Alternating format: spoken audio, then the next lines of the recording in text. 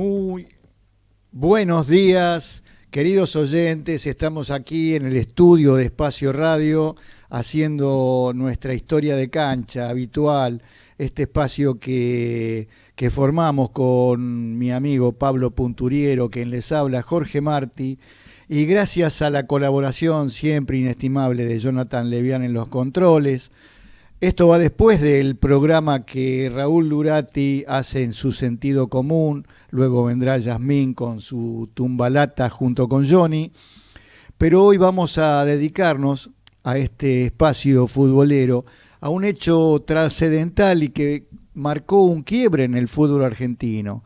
Me refiero al Mundial de 1958 celebrado en Suecia, el célebre desastre de Suecia, ya que Argentina el año anterior había ganado la Copa Sudamericana en Lima en 1957, también dirigida, como siempre en los últimos años, por don Guillermo Stabile, y goleando a todos los equipos, incluso al mismísimo Brasil, que a la postre salió campeón de este Mundial celebrado en 1958 en Suecia.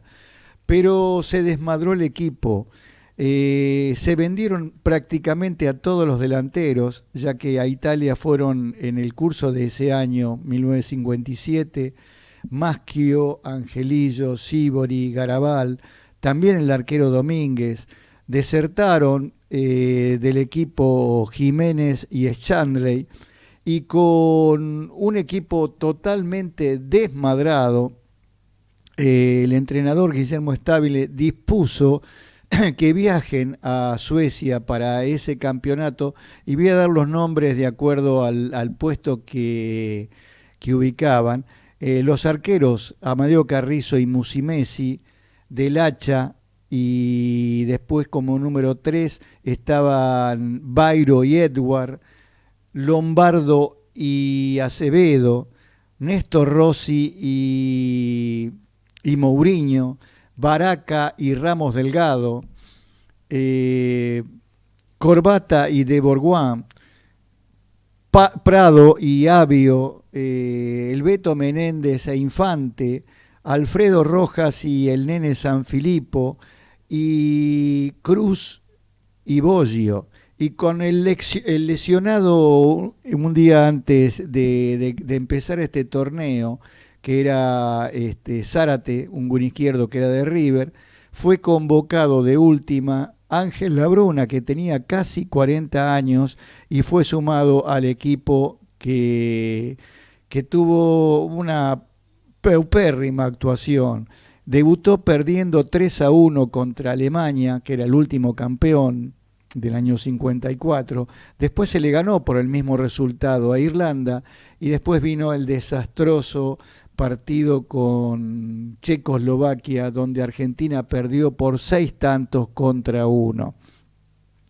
Y de todo este campeonato y la previa y posterior nos va a hablar Rogelio Domínguez, el hijo del recordado arquero que no participó en ese mundial, José Sanfilippo, que es el único sobreviviente de ese plantel, el recordado nene que tenía apenas 22 años en ese momento, Guillermo Barreira, que es el nieto de Guillermo Stabile, el entrenador de ese equipo, y nuestro conocido y querido sabio del fútbol, memorioso José Luis Poncico, nos van a relatar todos los pormenores que ellos tienen para decirlo mucho mejor que yo, por supuesto, de lo que sucedió en el célebre desastre de Suecia. Después de un video donde vamos a ver los goles de Checoslovaquia contra Argentina,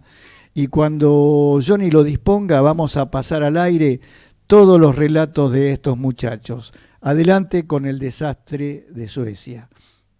Argentina contra Checoslovaquia. Ambos equipos necesitaban la victoria para pasar a los cuartos de final. Checoslovaquia marcó 3 tantos en la primera parte. El primero Borsak y los 2 restantes Zikan.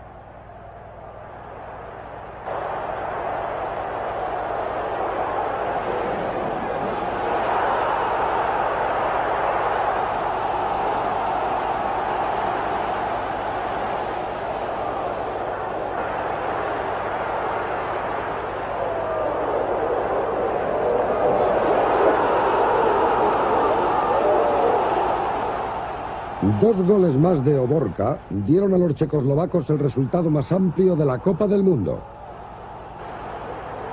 Checoslovaquia hizo un partido extraordinario.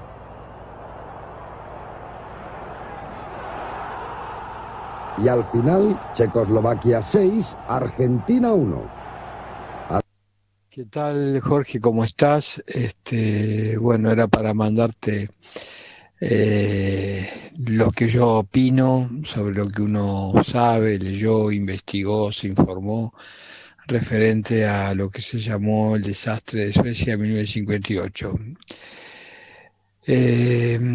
Creo que por distintas razones se ha mentido mucho, se ha deformado mucho y se ha ocultado mucho de lo que entonces sucedió. Hay algunos periodistas de entonces que han explicado, han dado entretelones, que por algún motivo la historia oficial mayoritaria relevó o no tomó en cuenta o subestimó. Por ejemplo, el de Fioravanti en su libro Rescatando Frases, Memorias de él, llamado Tento Fioravanti, dice claramente que al ser tan amigo de Guillermo Stabile, verse a diario con él, cuando vio las decisiones dirigenciales que se estaban tomando, después del brillante campeonato de Lima del 57, y no solo cómo se había desmantelado el equipo, sino que después, a pesar de que la FIFA permitió que se los convocara, los que habían sido transferidos al exterior, no se le hizo caso a Stabile, no se accedió a ello a pesar de haber solicitado en febrero del 58 y la AFA negárselo en marzo del 58. El propio Fioravanti en persona reveló que él se cansó de pedirle a Guillermo Stabile que se fuera, que renunciara, que se volviera, que no continuara convalidando ese procedimiento, ese comportamiento de la AFA de ese entonces, ¿no? Presidida por el señor Colombo. Además de eso, también aparentemente por la información que llegó de diversas revistas partidarias, como la revista Así es Boca, Stabile después del primer partido intentó hacer modificaciones en el equipo debido a actuaciones individuales que había estado muy lejos del nivel pretendido, del cual se hicieron ecos las principales revistas deportivas de la época como Mundo Deportivo o la revista Goles, indicando claramente con algunos integrantes del elenco lo que había pasado, ¿no? Y no se le permitió, según por ejemplo la revista Así es Boca, hacer el cambio que él pretendía, alegando que Musi Messi no tenía la experiencia ni los fundamentos técnicos para interceptar centros. El propio delegado de Boca, parece ser que en Suecia, en la comisión técnica que deliberaba en forma paralela de Guillermo Stabile y que aprobaba o no aparentemente las decisiones que él tomaba, tanto para convocar jugadores, para armar el plantel o para armar el equipo y decidir los cambios después de los partidos, no le fue convalidado la intención de Stabile, que ya tenía casi 20 años en las selecciones argentinas, gloriosos, ¿no? Porque sobre 8 campeonatos sudamericanos había ganado 6, y segundo de visitante en uno de Uruguay, tercero en el otro, ¿no? Así que sobre 8 campeonatos sudamericanos había ganado 6. Pero bueno, aparentemente la nueva conducción de la AFA, de poco más de un año, de poco más de 2 años, perdón, había sido elegida en marzo del 56, decidió que Stabile no era lo suficientemente competente para decidir los cambios que necesitaba el equipo después del primer partido en Suecia. Y Stabile tenía muchísima experiencia y muchísimo conocimiento y se dio cuenta, por eso pidió que volvieran a convocar a Maschio, a Angelillo, a Sívori, a Domínguez, creo que Fioravanti también lo nombra a Garabal en sus memorias, pero bueno.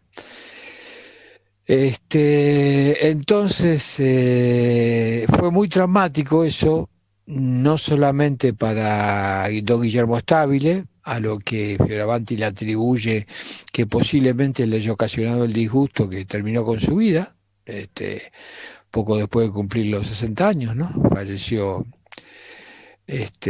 pocos años después, 8 años después, Stabile fallece por una falla cardíaca. Sino que para el fútbol argentino en general, ¿no? Fue muy traumático y se mintió tanto después que al punto que se llegó a insinuar que el problema era que el aislamiento del fútbol argentino no nos permitió conocer a los rivales. Lo cual es un absurdo tan grotesco, porque lo que se llamó el desastre de Suecia en general se lo reconoce por el 6-1 contra Checoslovaquia. Entonces acá incluso algunos integrantes del plantel, después en los medios, decían que bueno, el problema es que no conocíamos a los europeos, no teníamos experiencia con los checoslovacos, no sabíamos con lo que nos íbamos a enfrentar. Y es tan absurdo que nosotros justamente el último rival europeo contra la Argentina de Stabile se había enfrentado con prácticamente la misma defensa del Mundial 58, o sea, Lombardo, Del Hacha, Bairo y Pipo Rossi de número 5 y Barak en lugar de Shatley, había sido justamente Checoslovaquia, que le había enfrentado a la Argentina 1 año y 8 o 9 meses antes en la cancha de San Lorenzo y no le había podido hacer un solo gol. Checoslovaquia con otro arquero, es verdad, no, el arquero no había sido Amadeo Carrizo. Amadeo Carrizo recién debuta en torneos con la selección argentina a los 32 años en el Mundial de Suecia. El arquero fue Domínguez, que fue después transferido al Real de Madrid. Pero bueno, increíblemente la historia oficial nos vendió que el problema era que no se conocía en este caso no a los europeos, sino concretamente a Checoslovaquia, que fue la que ocasionó el desastre. Bueno, es una mentira grande como una casa, como lo estoy diciendo, ¿no? Se ganó 1-0 en la cancha de San Lorenzo con gol de Angelillo. Entonces, y además como si la superioridad física europea hubiera sido la triunfante en ese mundial lo ganó Brasil, que después sería además bicampeón del mundo, con Didi, que jugaba 5 por hora manejando todos los hilos, lo que era Mané Garrincha, que de profesionalismo Mané era un extraordinario jugador, pero Mané no era lo que se dice un atleta 100% dedicado y que cuidara su cuerpo. Lamentablemente también tenía sus defectos como todo ser humano, sus vicios. Así que se deformó totalmente la realidad, no ganó ninguna disciplina, ningún locomotoras europeas, no, ganó Brasil con elegido el mejor de los campeonatos Didi, que corría todavía menos que Riquelme, que Daniel Wellington en esa época, Garrincha y el adolescente Pelé con 17 años, ¿no? Todavía con el físico sin terminar de trabajar, sin formarnos, genial por supuesto, pero así que claramente Argentina pudo haber tenido una actuación brillante, incluso pelear el campeonato en ese 58, se hubiera ido con todo su potencial, como lo permitía la FIFA, porque la FIFA ante el requerimiento de Gales de contar con John Charles, en enero del 58 permitió a las naciones que se habían clasificado para el Mundial de Suecia que recurrieran a jugadores que no compitieran, no estuvieran jugando en sus países, ¿no? En respectivos países. Cosa que inmediatamente aprovechó Francia y citó a Ramón Copá, que estaba en el Real de Madrid jugando en España, ¿no? No en Francia. De manera que fue muy traumático eso para el fútbol argentino, significó una crisis identitaria, por lo menos durante toda la década del 60, nos terminó costando que Brasil, con la que antes era la nuestra, se hizo tricampeón del mundo y nosotros intentamos dejar de ser nosotros, copiar modelos de otras latitudes, traer el catenaccio europeo, el sistema defensivo, dejar de creer en el talento individual, como creyó Brasil con Garrincha, Pelé, Jairzinho, Tostao, Gerson. Bueno, nosotros empezamos a creer en otro tipo de juego, con los Gonzalito, los Solari, los Ratín, los Rulli, que fueron quienes integraron el mediocampo que fue eliminado de México 70. Y esa es la historia de lo que sucedió, la verdadera historia, que por motivos bastante oscuros aparentemente, la historia oficial del periodismo deportivo argentino y del periodismo en general ocultó, deformó, manipuló.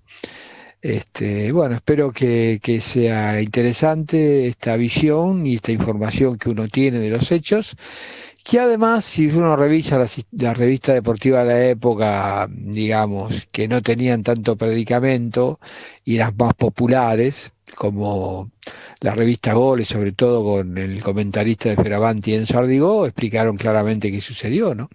Y la comisión investigadora que se creó después en la AFA no llegó a nada, ¿no? Debió haber renunciado, y como mínimo esa comisión técnica que fracasó rotundamente manipulándole el equipo estable en Suecia, y además el presidente de la AFA, ¿no? Colombo, ¿no? Que claramente lo que hicieron fue prescindir del técnico al que habían cercenado y limitado totalmente en sus decisiones, a pesar del prestigio enorme que tenía y la experiencia internacional que tenía, ¿no? Esa es la verdad de lo que sucedió en Suecia. Esa es la historia que no se contó y que se contó deformada de otra manera, ¿no? Bueno, le mando un gran abrazo a la audiencia y espero que sea interesante y haya sido Sí, útil. acá estamos con José Sanfilippo, que nos va a hablar de su participación o no participación del Mundial 58. Sí, lamentable. En aquel momento la euforia mía por querer jugar y que veía que no era tan fácil, no solo porque había muchos buenos jugadores, sino porque los pocos dirigentes que dejaron, o muchos, me lo impidieron. Lamentablemente no supieron entender que esto era un logro enorme después de tantos problemas que tuvimos en el país. Seguro, vos estabas en el plantel, pero no pudiste jugar ninguno de los partidos del Mundial, Claro, a pesar de que eras el goleador del campeonato argentino con 22 años.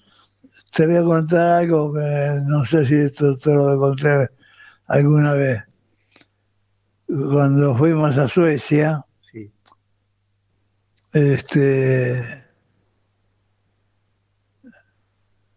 Me acuerdo que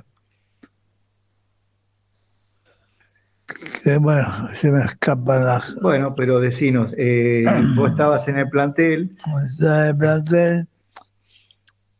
Antes de jugar el primer partido de Argentina,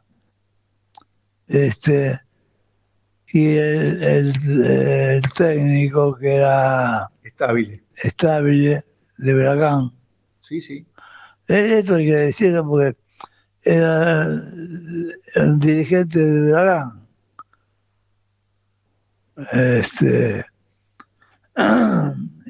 ¿Y vos creés que no te quería porque vos eras de San Lorenzo? Sí.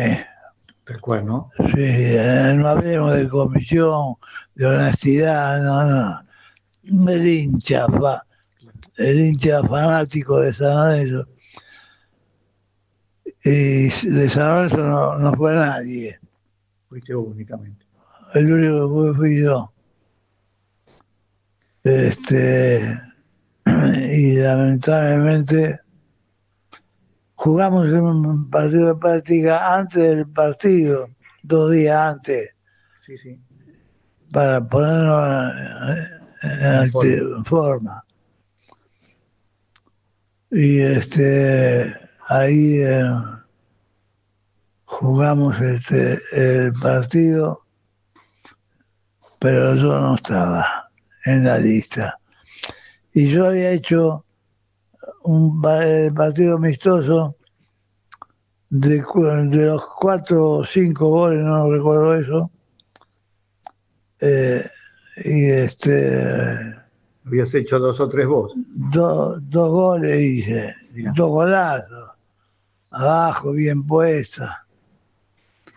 Y nunca me llevó, nunca estando estable, hincha, Huracán puro.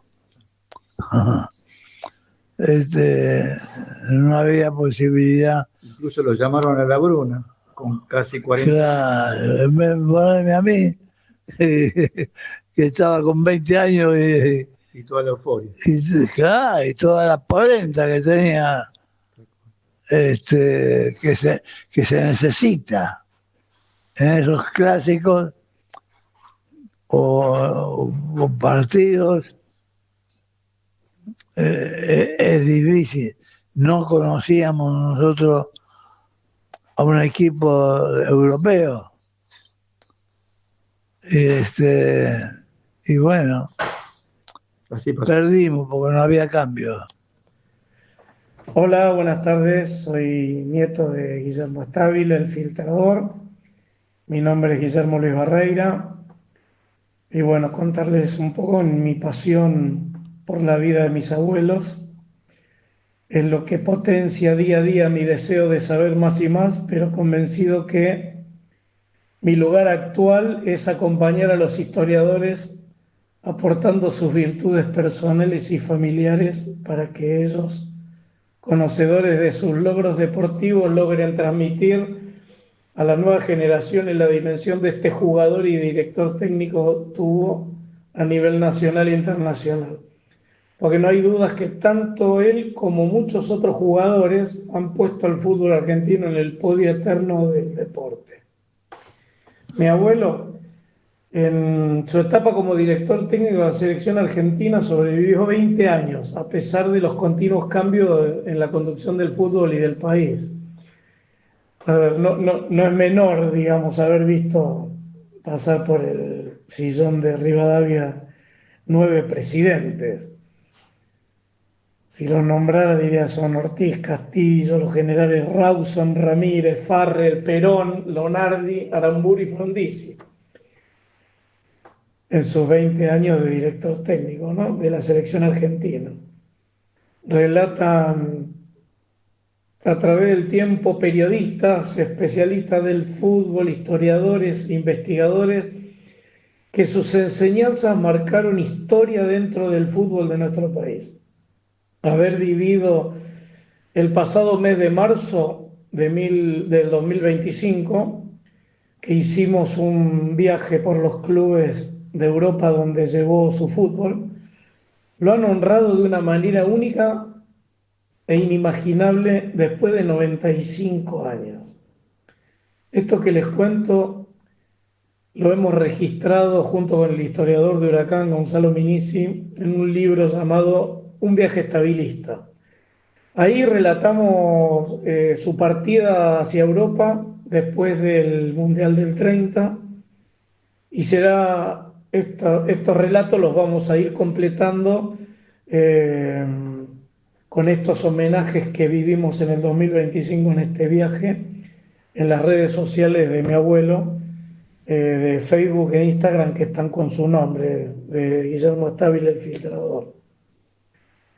Dicho todo esto, creo que merece, aún pasado los años, se puedan relatar realidades del por qué casi al final de su carrera fue quien padeciera como responsable aquel desastre de Suecia de 1958, cuando en realidad no fue así. Si yo tuviera que relatar las cosas que se hablaban en mi casa, mi mamá, mi abuela, mi papá, que eran los que más recordaban lo que él padeció al regreso después de esta situación, lo vieron sufrir mucho. Ese sufrimiento lo llevamos todavía aún hoy la familia, ¿no? Porque después de una carrera tan exitosa, verlo caer de esta manera en imagen después de tantos logros, no es agradable. Así que en lo personal y familiar, creo que sería hasta un acto de justicia absoluta, pero eso lo dejo a quienes son poseedores de conocimientos y datos reales y objetivos que pueden aportar el resultado de sus investigaciones y conocimiento del tema, como por ejemplo Antonio Domínguez, el hijo de Rogelio Domínguez, aquel arquero que yo en mis recuerdos, en mis fotos, en todo lo que tengo acá en resguardo como documentación, veo que mi abuelo compartió tantos años con él y hoy tengo la suerte de poder compartir mesa, charla y algunas cosas con el hijo directamente. Así que estas juntadas que hacemos con él a charlar estas cosas de nuestro padre y abuelo son increíbles. Así que creo que tal como en este viaje yo vi que lo muestran los museos de Legends que están en Madrid, el Museo de la FIFA que está en Zúrich y el Museo de Génova que visité, Guillermo Stabile, el filtrador, siempre va a estar entre las grandes leyendas del fútbol argentino e internacional por haber sido un goleador único y un entrenador ultra ganador. Bueno, esto es para los amigos de Historia de Cancha, aquí Poncico, esto Jorge Martí y Pablo Puntoriero, que son los que generosamente me convocan. El tema de hoy es el Mundial 58, Suecia, lo que se conoció como el desastre de Suecia, y es un momento, podemos decir, un clic de la historia, un antes y un después en la historia del fútbol argentino. Ahí estuvo haciendo una investigación Jorgito Martí con gente importante, herederos, podríamos decir, de los grandes protagonistas de ese momento en el fútbol argentino, empezando por el nieto de Guillermo Stabile, un señor realmente interesantísimo desde el punto de vista de su condición humana. Tuvimos oportunidad de compartir una reunión en la casa de Otra Gloria, Antonio Garabal, en las últimas horas.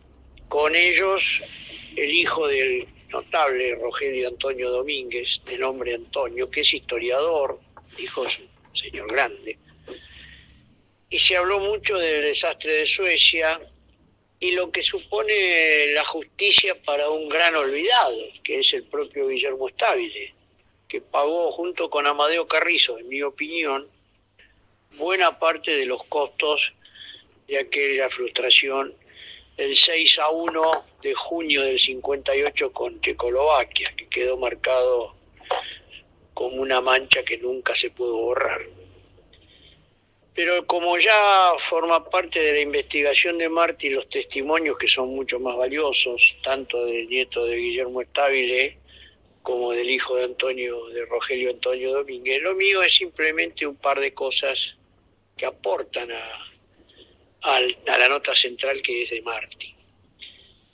El tema de los futbolistas que estaban afuera y que podían haber integrado ese plantel, bueno, era una constelación de estrellas, porque a partir del impacto que produjo la selección juvenil nuestra, que no era la juvenil, era la selección mayor, pero eran todos juveniles, con algunos grandes como Del H y Pipo Rossi, pero después Corbata, Macho, Angelillo, Sívori y Garabal, que se fue a España y lo reemplazó Cruz, eran muchachos de 20, 21 años.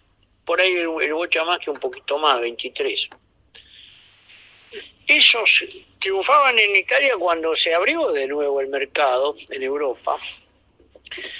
Y Gales tuvo la posibilidad de rescatar a John Charles, el 9 de la Juve, gran jugador de esa época.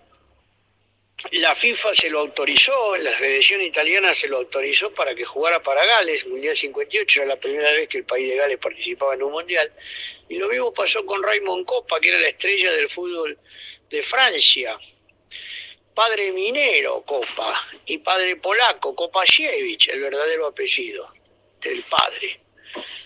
Para la historia del fútbol de Francia quedó como Raymond Kopa, que estaba en el Real Madrid, y la figura, junto con Di Stéfano, con Rial, con el uruguayo Santa María. Lo cierto es que Argentina tenía afuera en Italia triunfando a Sivori, a Maschio, a Angelillo, a Loiacono, a Grillo, a Cucciaroni, a Pentrelli, y no dispuso de ninguno de ellos, que los podía haber pedido. En el recuerdo hay Jorgito que conoce una historia que tiene que ver con Domínguez, entre las tantas cosas de esa época, que la quiero contar porque es para este programa. El tema de cómo llegó Domínguez al Real Madrid, cuando el Real Madrid ya tenía Di Stéfano, tenía Rial, estaba llegando Puskás y estaba Copa. El titular era Juanito Alonso, del Real Madrid, suplente de la selección por el legendario Antonio Ramaliet. Y acá hay que hablar de mayo del 57. Gana el Real Madrid por segunda vez la Copa Europa, lo que hoy sería la Champions. Y don Santiago Bernabéu, que era junto con el generalísimo Franco, eran los hombres más importantes de España, empresario, hotelero, turismo, empresas. Se organiza la gala del campeonato ganado, y Alfredo Di Stéfano y Rial eran las grandes figuras.